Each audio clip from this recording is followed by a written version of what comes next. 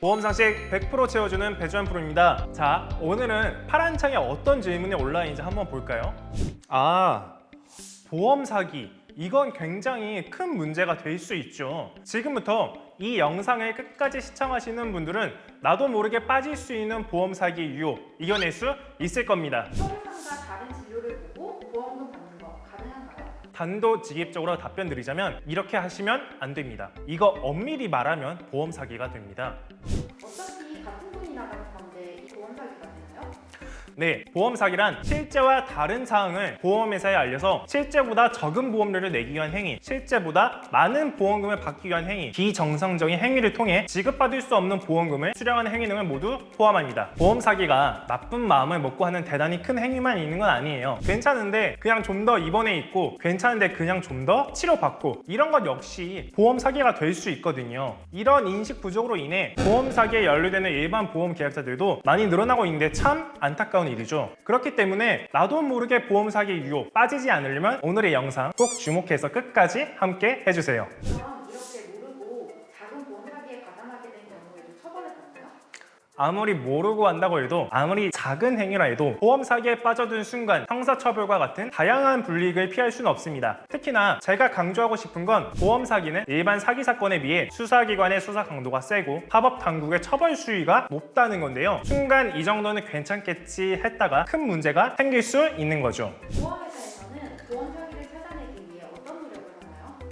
한 번쯤 들어보셨을지도 모르겠네요. 다 잡아. 이 프로그램의 정식 명칭은 보험 사기 다 잡아, 약자로 ICIS인데요. 보험 계약과 보험금 지급 정보를 한눈에 볼 수 있어 허위 청구와 같은 보험 사기가 의심이 되는 건들을 판단할 수 있는 시스템입니다. 그리고 금융감독원 또한 보험 사기를 예방하기 위한 신고센터를 운영하고 있는데요. 신고 포상금이 최대 10억 원이라고 합니다. 또 내부 고발자에 대한 포상 가산금도 지급하고 있고요. 그럼 보험 사기를 신고해서 실제로 큰 돈의 포상금을 받은 경우가 있나요? 우리나라의 역대 최고 신고 포상금을 좀 알아볼까요?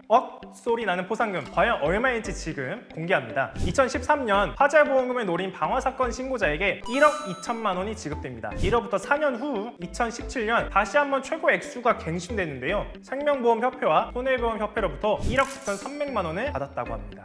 그렇다면 대표님이 뽑은 최악의 보험 사기는 어떤 사건일까요? 물론 모든 보험 사기들이 다 나쁘죠. 그런데 제가 좀 마음이 아팠던 사건 중 하나가 바로 10억 상당의 보험금을 노리고 남편과 시어머니를 살해한 일명 제초제 살인 사건입니다. 이 사건의 범인은 남편의 제초제가 든 음료를 먹여 사망에 이르게 합니다. 그리고는 4억 5천만 원의 보험금을 받게 되죠. 당시 범인의 남편은 경제적으로 고민이 많았다는 주위의 증언에 따라 스스로 목숨을 끊었다는 결론이 납니다. 하지만 여기서 끝이 아니었습니다. 재혼한 범인의 시어머니와 남편 역시 폐렴 증상으로 인해 사망에 이르는데요. 이때 남편의 사인이 농약 중독이라 나오게 되죠. 결국 범인이 보험금을 노리고 제초제를 먹여 살인을 한 것이라고 수사 과정에서 밝혀지는데요. 제가 특히나 마음이 아팠던 부분은 이 범인의 딸이 있는데 딸 역시 병원 신세를 지고 있었거든요. 딸을 검사해보니 역시 제초제 성분이 검출됐고 그로 인해 심각한 폐질환을 앓고 있었다는 겁니다. 범인은 딸의 상해보험금 700만 원을 받고자 지급 신청도 했다고 하는데 보험 사기를 넘어 믿어야 할 엄마가, 가족이 보험금 때문에 이런 일을 벌이다니 너무 무섭다는 생각이 들었던 사건입니다. 주변에서 흔히 일어날 수 있는 보험 사기 예를 들어주실 수 있나요? 물론 모든 보험 사기들이 다 나쁘죠. 하지만 이 정도는 괜찮겠지 라고 생각했다가 보험 사기로 적발되는 사례들도 만만치 않게 많은데요. 금액이 적다고 해서 보험 사기가 아니라고 생각하시면 절대 안 됩니다. 노안과 난지 수술과 같은 단순 시력 교정 수술은 백내장인 것처럼 허위로 청구하는 사례도 있었고요. 통원 치료를 하면서 받은 비싼 비급여 검사를 입원 의료비로 청구한 사례도 있었습니다. 또 시술이 필요 없는 사람들에게 과잉 진료를 하는 것 또한 보험 사기로 판명될 수 있다는 점 꼭 주의하시기 바랍니다. 파란창의 물어봄, 오늘의 질문 3줄 요약 들어갑니다. 우리가 달콤한 유혹, 보험 사기에 빠지지 않기 위해서 첫째, 이 정도는 괜찮겠지 했던 일이 보험 사기로 분류될 수 있음을 기억해야 합니다. 둘째, 보험회사에서도 보험 사기 방지 대책을 세우고 실제로 잡아내고 있다는 것을 알아야 합니다. 셋째, 보험금 지급의 이유로 은밀한 제한을 받는 경우 꼭 다시 한번 생각해 봐야 합니다.